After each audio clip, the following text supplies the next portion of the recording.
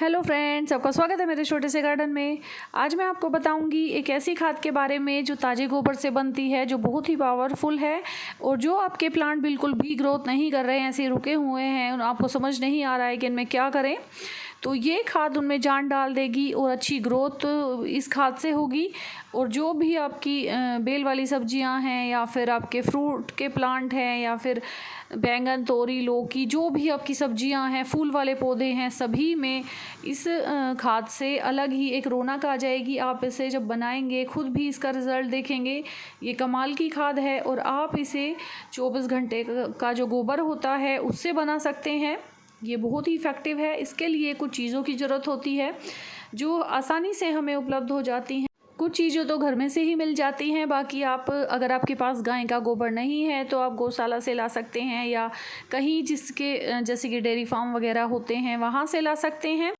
ताजे गोबर में बहुत सारे माइक्रोन्यूट्रिएंट होते हैं, माइक्रोब्स होते हैं जो पौधों में जान डाल देते हैं, नई उनकी ग्रोथ बढ़ाते हैं और हमारी मिट्टी को बहुत ज़्यादा उपजाऊ बनाते हैं। ये जो खाद हम बनाएंगे इसे मैजिक बॉल्स कहते हैं। ये इसका नाम ही मैजिक बॉल है, तो ये सच में ही मैजिक का काम करती है पौधों पर।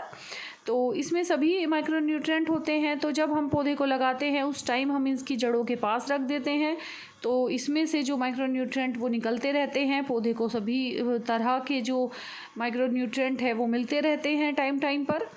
और उसके बाद यदि हमारा पौधा लगा हुआ है तो उसकी मिट्टी में गुड़ाई करके भी हम इसे थोड़ी नीचे की तरफ दबा सकते हैं, मिट्टी में रख सकते हैं। तो अब मैं आपको ये बनाना बताऊंगी कि ये किस तरह से बनाना है। इसमें हमें गोबर लेना है। सबसे पहले ताज़ा गोबर 24 घंटे का होना चाहिए। अब मैं आपको बताती हूँ कि हमें कितना गोबर लेना है और कितनी कितनी बाकी चीज़ें लेनी है। जैसे कि हमें 2 किलो गोबर लेना है तो उसके साथ हमें 200 ग्राम गुड़ लेना है। क्योंकि गुड़ हमें इसलिए मिलाना है क्योंकि गुड़ जो माइक्रोब्स की संख्या को बढ़ाता है। गुड़ में खुद अपनी बहुत सारी खासियत होती हैं, बहुत सारे माइक्रोन्यूट्रिएंट होते हैं। इसमें किसी भी चीज़ को डिकम्पोज करने की बहुत ज़्यादा क्षमता होती है, तो इसीलिए हम गुड़ लेते हैं। और आप देख सकते हैं मेरा गुड़ जो बहुत पुराना है, लिक्विड फॉर्म में बन चुका है, क्योंकि मैं इसे हमेशा इस्तेमाल करती हूँ। और इस डिब्बे में मैंने काफ़ी सालों से रखा हुआ है। जो भी गुड़ बचता है थोड़ा बहुत वो मैं दोबारा इस डिब्बे में डाल देती हूँ। तो ये मेरा जो गुड़ है काफ़ी पुराना होकर इसमें काफ़ी अच्छा हो चुका है ये गार्डनिंग के लिए, क्योंकि ये खाने लायक तो रहा नहीं, तो पौधों के लिए ज़्यादा अच्छा होगा। और जो गुड़ हमारे पास, अगर आपके पास नॉर्मल गुड़ है तो वो भी आप इस्तेमाल कर सकते हैं, वो भी अच्छा होता है।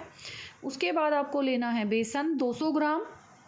तो 200 ग्राम मैंने इसमें बेसन मिला लिया है। इसके भी बहुत सारे फ़ायदे होते हैं। और इन्हें बनने के बाद आपको रखना है छायादार जगह पर। तो हमारे गार्डन में ही वो छायादार जगह मैंने ढूंढ निकाली है, तो आप मुझे कमेंट करके बताइए कि कौन सी हमारे गार्डन में ऐसी छायादार जगह है जहाँ पर ये आराम से बिना किसी डिस्टर्ब के रखे रहेंगे और आपको भी किसी को कोई दिक्कत नहीं होगी। तो आप भी इतने कमेंट करके मुझे ज़रूर बताइए। फिर लेना है, देखिए इसमें मैंने दही का पानी लिया है, दही ली है 100 ग्राम। तो दही ही लेनी है आपको, छाछ नहीं लेनी है। उसके बाद जो मैंने ली है तो ये है पीपल के पेड़ की मिट्टी। अगर आपको बरगद के पेड़ की या पीपल के पेड़ की मिट्टी लेनी है, जिसकी भी मिट्टी मिल जाए वो ही बढ़िया है। और उसके पेड़ के नीचे की मिट्टी लेनी है। सिर्फ 2 मुट्ठी मिट्टी आपको इसमें मिलानी है, क्योंकि उसके नीचे पेड़ के, जो पीपल का पेड़ है या बरगद का पेड़ है, उसके नीचे की मिट्टी में बहुत सारे पोषक तत्व होते हैं, माइक्रोब्स होते हैं, उसमें बहुत सारे पैदा हो जाते हैं और उसकी मिट्टी बहुत अच्छी होती है, जो इसमें भी इस जो खाद को वो बहुत ज़्यादा ताकतवर बना देगी। तो ये सारी चीज़ें डालने के बाद आपको क्या करना है, इसे अच्छे से मिक्स करना है। आप देख सकते हैं मैं अब इसे कैसे अच्छे से मिक्स कर रही हूँ। तो आपको इसमें क्या क्या डालना है मैं बताती हूँ। जैसे कि आपको लेना है 2 किलो गोबर, तो 200 ग्राम गुड़ लेना है, 200 ग्राम बेसन लेना है, 200 ग्राम दही लेनी है और 2 मुट्ठी लेनी है बरगद या पीपल के पेड़ के नीचे की मिट्टी।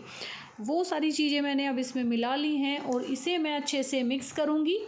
अच्छे से मिक्स करने के बाद हमें इसके छोटे छोटे गोले बनाने हैं और वो होंगी मैजिक बॉल्स।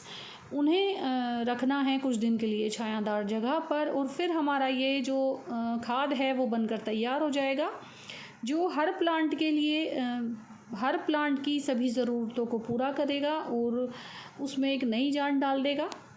और जब ये बनकर तैयार हो जाएंगी तो इन्हें कितने दिन के लिए आप सेव रख सकते हैं, ये हमारे काम की है। ये 6 महीने तक हम इनका इस्तेमाल कर सकते हैं, 6 से 9 महीने तक हम इन्हें आराम से इनका इस्तेमाल कर सकते हैं। और अगर आपके जो मैजिक बॉल्स है उनमें फंगस आ जाए तो कोई दिक्कत की बात नहीं है, आपको लगे उन पे फंगस ही आ गई है, वो फंगस मिट्टी में जाने के बाद फ़ायदा ही करेगी, कोई नुकसान नहीं करेगी। तो वो आप डरिए मत फंगस देखकर, तो इसकी फंगस भी अच्छी ही होगी। तो ये खाद अब आप देख सकते हैं मैं किस तरह से इसके गोले बनाऊंगी। छोटे छोटे गोले आपको बनाने हैं, तो आप इस तरह से इसके छोटे छोटे गोले बना सकते हैं। मैंने तो इसे रखने के लिए एक प्लाई का टुकड़ा लिया है जो मेरे पास फालतू पड़ा था, तो मैं उस प्लाई के टुकड़े पर ये सारी मैजिक बॉल्स बनाकर रख लूँगी। तो आप कट्टा ले सकते हैं, बोरी ले सकते हैं, जो भी आपके पास हो वो आप ले सकते हैं, उस पर रख सकते हैं ये। तो ये जब मैजिक बॉल तैयार हो जाएंगी बनकर, तो इन्हें रखना है 60 दिन के लिए आपको छायादार जगह पर, और आप इनका इस्तेमाल 40 दिन के बाद भी कर सकते हैं। और ये 60 दिन में बनकर तैयार होंगी। तो मैं आपको वो जगह बताऊंगी, लास्ट में आप ज़रूर देखिएगा कि मैं आपकी ये जो दिक्कत है कि हम इन्हें छायादार जगह पर कहाँ रखेंगे, ये तो गोबर है या फिर इसमें स्मेल आएगी, तो आपको मैं बताऊंगी। अब ये मेरी बनकर तैयार है, तो अब मैं दिखाऊंगी आपको कि मैंने ये बनाकर कहाँ रखी है। और इसी तरह के छोटे छोटे गोले आपको बना लेने हैं। मैंने तो काफ़ी सारे बना लिए। और ये है मेरी एक क्यारी जिसके नीचे मैं इन्हें रखूँगी। ये आप भी आपके गार्डन में कोई क्यारी हो, क्योंकि ज़मीन से लगाकर तो हम क्यारियाँ बनाते नहीं हैं, ऊपर ही होगी 1-2 ईंट के, तो उस क्यारी के नीचे आप इन्हें रख दीजिए। देखिए मेरी तो एक क्यारी है, तो मैंने इसके नीचे इन्हें रख दिया है। आपको दिख रहे होंगे ना, यहाँ डायरेक्ट धूप आएगी और यहाँ पूरी अच्छे से छाँव ही रहेगी। और इस तरह की जगह पर आप अपने गार्डन में इसे आराम से रख सकते हैं। तो इसका जो असर है वो बहुत बढ़िया होगा बनने के बाद, और आप इस खाद को आसानी से तैयार कर सकते हैं, ना आपको रखने की टेंशन है कि कहाँ रखना है। अगर आपको मेरी वीडियो अच्छी लगी हो तो मेरे चैनल को सब्सक्राइब करें।